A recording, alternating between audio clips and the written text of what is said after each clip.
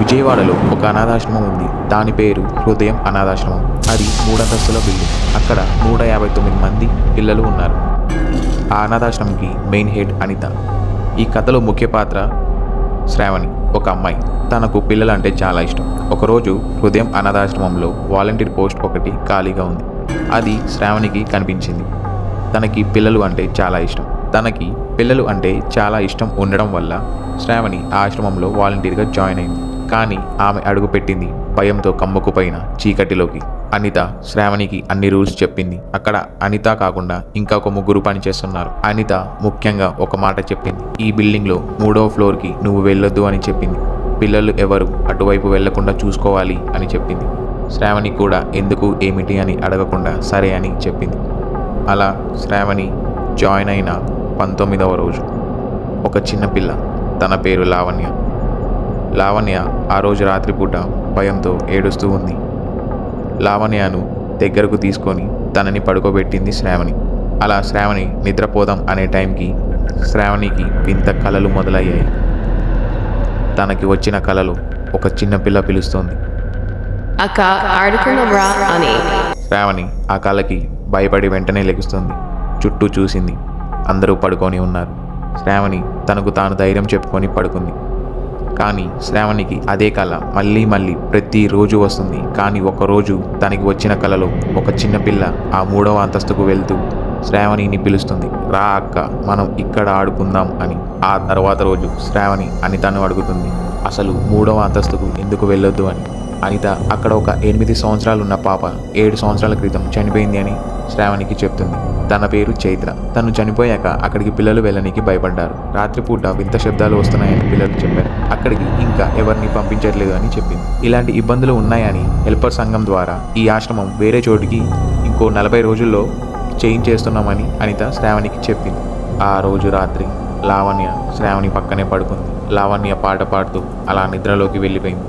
కానీ ఆ పాట ఇంకా వినిపిస్తూనే ఉంది. అక్కడ పాట పాడేది చైత్ర. శ్రావణికి నిద్ర వచ్చి పడుకుందామని లావణ్య వైపు చూసింది. కానీ అప్పటికే లావణ్య పడుకొని ఉంది. సడన్గా ఆ పాట ఆగిపోయింది. శ్రావణికి ఏమర్థం కాలేదు. తను కొంచెం భయంతోనే పడుకుంది. ఒకరోజు శ్రావణి మొబైల్లో ఒక వీడియో ప్లే అయింది. ఆ వీడియోలో ఒక చిన్న పాప 3వ అంతస్తుకు వెళ్ళి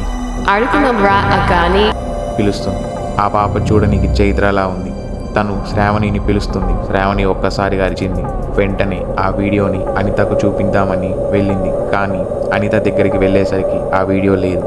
అనిత, ఇది కొత్త ప్లేస్ కదా, కొంచెం అలానే ఉంటుంది, నువ్వేం భయపడకు, పిల్లలకు ఇలాంటివి ఏం చెప్పకు అని చెప్పింది. అలా జరిగిన తర్వాత ఒకరోజు లావణ్య రాత్రిపూట ఒక గదిలో తను ఒక్కతే ఆడుకుంటుంది. శ్రావణి అది గమనించింది. శ్రావణి లావణ్యను అడిగింది, నువ్వు ఒక్కదానివి రూమ్లో ఆడుకుంటూ ఉన్నావు ఏంటి అని. కానీ అప్పుడు లావణ్య, నేను ఒక్కదాన్నే కాదు అక్క, నాతో పాటు ఆకాశాన్నే కలిసి ఆడుకుంటున్నాడు అని చెప్పింది. తను మిమ్మల్ని కూడా అడిగాడు అని చెప్పింది. శ్రావణికి ఒక్కసారిగా షాక్కి గురైంది. ఆ రోజు శ్రావణికి నిద్ర పట్టలేదు. లావణ్య చెప్పిందే ఆలోచిస్తూ ఉంది. ఆ తర్వాత రోజు ఇక్కడ ఇంతకు ముందు ఎవరు వాలంటీర్గా చేశారు అని అనితను అడిగింది శ్రావణి. అప్పుడు అనిత, ఇక్కడ ఇంతకు ముందు ఆకాష్ అనే ఒక అబ్బాయి ఇక్కడ పని చేసేవాడు, కానీ అతను చనిపోయాడు.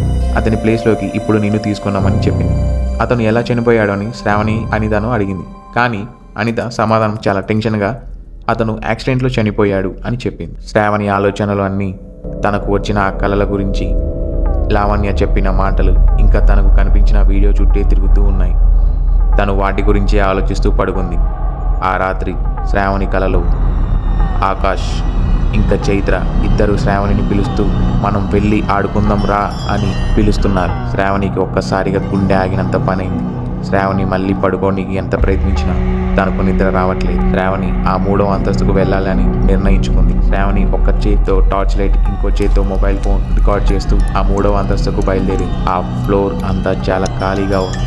అక్కడ అంతా ఎర్రగా రక్తపు మరకలు కనిపించాయి.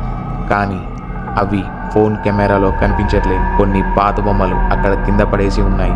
అవి రక్తపు మరకలతో కింద పడేసి ఉన్నాయి. శ్రావణికి కనిపించిన వీడియోలో చైత్ర ఒక రూమ్లోకి వెళ్ళి అక్కడ ఉన్న ఒక డెస్క్లో నుంచి బొమ్మలు తీసి ఆడుకుందాం రా అని పిలిచింది. శ్రావణి ఆ డెస్క్ దగ్గరకు వెళ్ళింది. అందులో ఒక డైరీ ఉంది.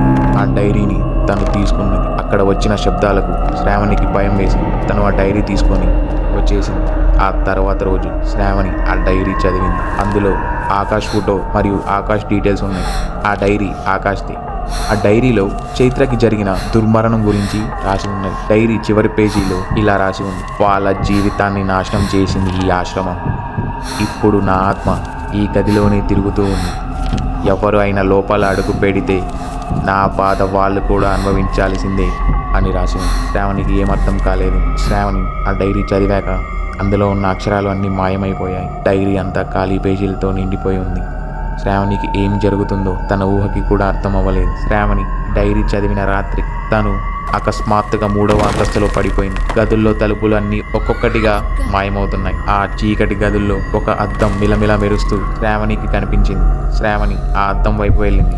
ఆ అద్దంలో చూస్తే శ్రావణి ముఖం చైత్ర ముఖంలా కనిపిస్తుంది. చైత్రతో పాటు అందులో ఆకాష్ ఇంకా కొంతమంది పిల్లలు కనిపించారు. ఆ అద్దంలో చైత్ర మాట్లాడుతూ, ఇక్కడ చాలా అన్యాయం జరుగుతుంది, మమ్మల్ని ఇక్కడ బలి తీసుకుంటున్నారు, ఇది అంతా చేసేది అనిత అని చైత్ర చెప్తుంది. అది విన్నాక శ్రావణి లేచి చూస్తే తను తన గదిలోనే ఉంది. శ్రావణికి చైత్ర చెప్పిన మాటలు తన మైండ్లోనే తిరుగుతూ ఉన్నాయి.